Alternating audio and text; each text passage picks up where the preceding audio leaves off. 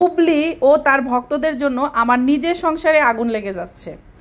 আমাদের বাংলাদেশের সবাই জানেন আলেমা গুবলি আফা, যে কিনা নিশ্চিত বেহেস্তি, মানে মুসলমানদের ইমোশন নিয়ে যে খেলে, যে হচ্ছে পরকীয়ার রানী, তারপর শিক্ষিত বকরি, আরও বিভিন্ন পচা আলু, এই সমস্ত নামে স্বীকৃত একজন আফা আছে আমাদের বাংলাদেশে। আর এর কিছু অন্ধ ভক্ত আছে যাদের জন্য আমার নিজের সংসারে আগুন লেগে যাচ্ছে। যদি আমার সংসারের কিছু হয় বা আমার হাজব্যান্ডের সাথে যদি আমার ঝামেলা বেড়ে যায়, তাহলে আমি কাউকে ছাড়বো না।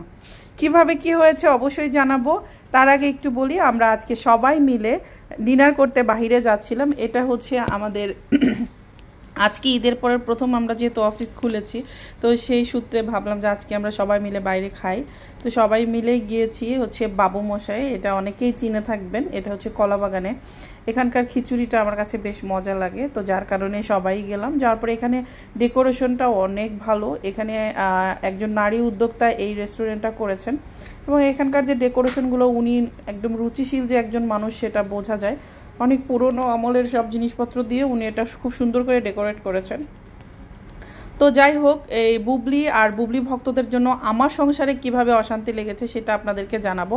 তার আগে আমি একটা কথা বলতে চাই, আমাকে যারা দেখেন আপুরা বা ভাইয়ারা, আপনারা একটু কষ্ট করে জানাবেন যে আমি কি আসলে এতটাই খারাপ মানুষ কি না, বা মানুষের চেহারা নিয়ে বা মানুষের ব্যক্তিত্ব নিয়ে এই সমস্ত নিয়ে কথা বলা কতটা ঠিক। আপনি যদি কোনো অন্যায় করেন, নবী সাল্লাল্লাহু আলাইহি ওয়াসাল্লাম কিন্তু বলেছেন অবশ্যই আপনি নিজে খারাপ কাজ করবেন না এবং খারাপ কাজে অন্যকেও বাধা দিবেন বা বলবেন। তো আমরা যেটা হয় যে কে কী করতেছে আমরা সেটা দেখবো কিন্তু বলবো না, সেটা কিন্তু হয় না। তো আমি আমার ভিডিওর মাধ্যমে বুবলিকে বা সানভিজ ভাই তনিকে, যারা হচ্ছে এই ধরনের কাজ করে থাকে, নিজের সংসারের মধ্যে তৃতীয় ব্যক্তি হয়ে যায়, মানুষের সংসার ভাঙা, বাচ্চাদের প্রতি অবহেলা করা, এই কাজটা যারা করে তাদেরকে নিয়ে আলোচনা করে থাকি। তাই বলে আপনারা আমাকে নিয়ে, আমার বাচ্চাদের নিয়ে বা আমার হাজব্যান্ডকে নিয়ে উল্টাপাল্টা কথা বলবেন, এটা একদমই ঠিক না। এই আমার হাজব্যান্ডকে নিয়ে আমি কয়েকটি ভিডিও দিয়েছি, এই পেজে আপলোড করেছি, সেখানে আপনারা উল্টাপাল্টা কথা বলেছেন। তো আমার কাছে আমার হাজব্যান্ড হচ্ছে এই পৃথিবীর শ্রেষ্ঠ হাজব্যান্ড।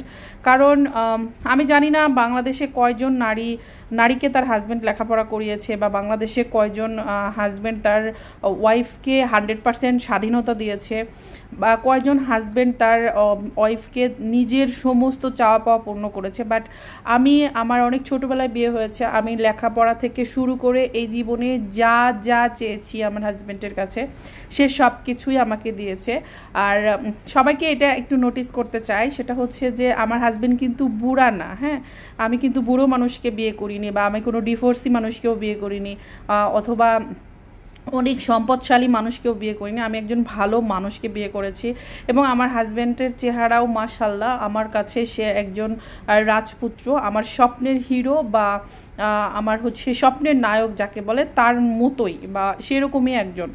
আমার হাজব্যান্ডকেও দূর থেকে দেখা যায়, ছোঁয়া যায় না, কারণ আমার হাজব্যান্ডকে আমি ছাড়া তার জীবনে কোনো নারী নাই, এটা আমার একটা গর্ব। হ্যাঁ, সে কোনোদিন কোনো মেয়ের দিকে তাকায় না। আমার 20 বছরের সংসারে আমাদের লাইফে কোনো কেলেঙ্কারি নাই। হ্যাঁ, সো যারা আমার হাজব্যান্ডকে নিয়ে কমেন্ট করার চেষ্টা করতেছেন, আপনাদেরকে বলবো সাবধান হয়ে যান, ভালো হয়ে যান।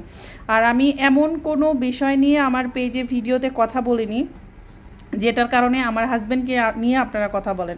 আমি ভিডিও বানাই, আমি কথা বলি, আপনারা আমাকে নিয়ে সমালোচনা করেন, আমাকে বকা দেন, বাট আমার ফ্যামিলি নিয়ে কথা বলবেন না দয়া করে। যাই হোক, ভিডিওটি যারা সম্পূর্ণ দেখেছেন তাদের সবাইকে অনেক ধন্যবাদ। সবাইকে অনেক অনেক ভালো থাকবে।